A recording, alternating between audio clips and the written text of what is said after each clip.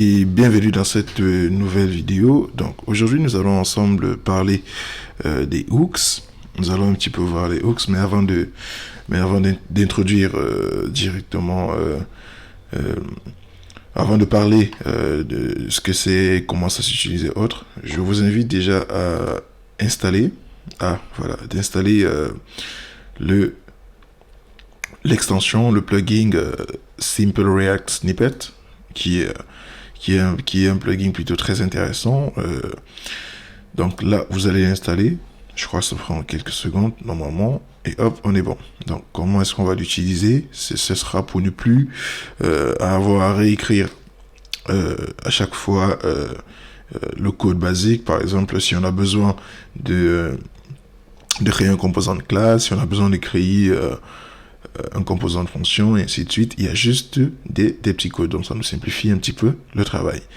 Alors, ici, au niveau de l'extension, là on a une petite docu, on a l'IMR, donc l'abrégé l'IMR qui va se charger d'importer React, IMRC, import React Component, donc ainsi de suite. Et si on veut créer un composant de classe, voilà, on va juste dire CC, donc class component, CCC, class component constructor, et CPC, class pure component. Donc voilà, à peu près. Ici, pour les composants de fonction, là vous voyez, on a FFC, donc function component, et voilà. Donc, dans notre cas d'espèce, donc, on va d'abord créer un nouveau fichier, on va l'appeler hooks, et à l'intérieur, on va juste faire ceci, normalement. Donc là, on a à peu près notre composant de classe. Si on veut plutôt CCC, allez hop. Si on veut plutôt CCC, donc là il nous dit à peu près, il nous présente à peu près comment ça sera. Et si on va d'abord commencer par un IMR, donc on va importer React. Ça c'est l'import simple. Ça c'est l'importation de React avec des fonctions ou des hooks spécifiques, par exemple. Donc c'est ce dont on aura besoin. Et par exemple, et là on peut dire voilà ceci. Donc on va prendre un composant de classe avec le constructeur. Vous voyez là, c'est plus ou moins simple. Ce qu'on aura juste à faire, c'est de déclarer un nom à notre classe. Donc on va l'appeler hooks. Et là normalement tout est bon, tout est ok. On a bon, parfait.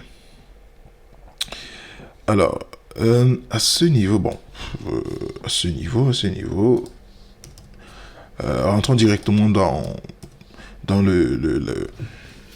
les hooks, du moins, qu'est-ce que c'est que les hooks?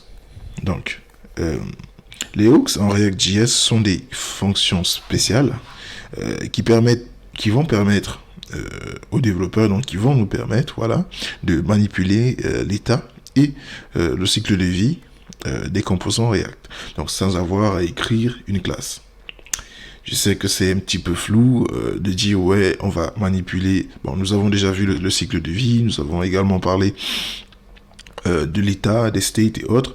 Et là, je dis avec les hooks, on va manipuler tous ces éléments-là, donc les states, les états et le cycle de vie, mais sans écrit de classe. Je sais que ça prête un petit peu à confusion, mais ça sera très simple, vous verrez. Donc, comme je disais tantôt, donc ils ont été introduits, donc ces hooks, ils ont été introduits dans la version 16.8 de React et ont vraiment révolutionné la façon dont les développeurs écrivent les composants. Donc là, vous remarquerez, au fil de la formation, nous allons voir de plus en plus de facilitateurs, mais dès le départ, l'idée était vraiment d'écrire tous ces éléments nous-mêmes afin de garder un petit peu cette structure, ou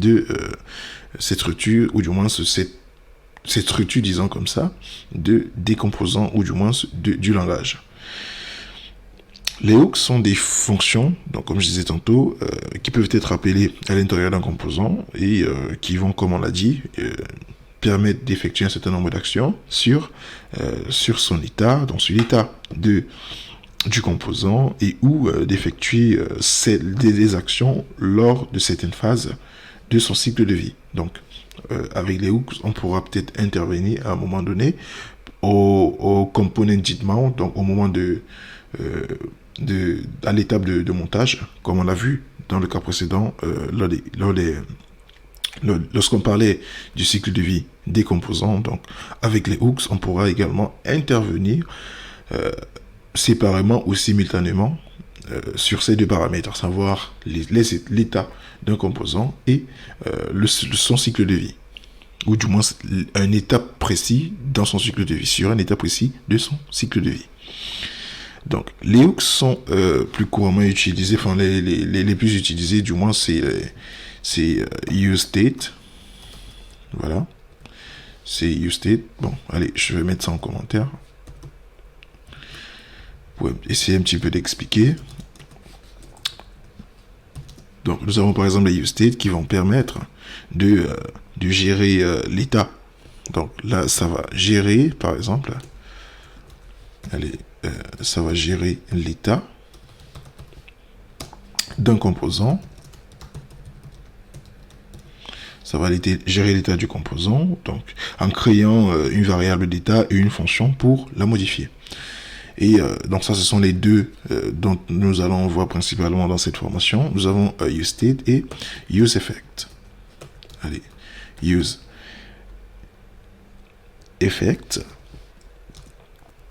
Alors, useEffect, quant à lui, il va nous permettre d'effectuer des actions lorsque le composant est monté, démonté ou mis à jour. Donc, useEffect, comme on l'a vu, lui, il va plutôt impacter le cycle de vie. Donc, lui, il va pouvoir, disons, gérer, pas l'état, mais donc, on va dire effectuer, voilà, effectuer des actions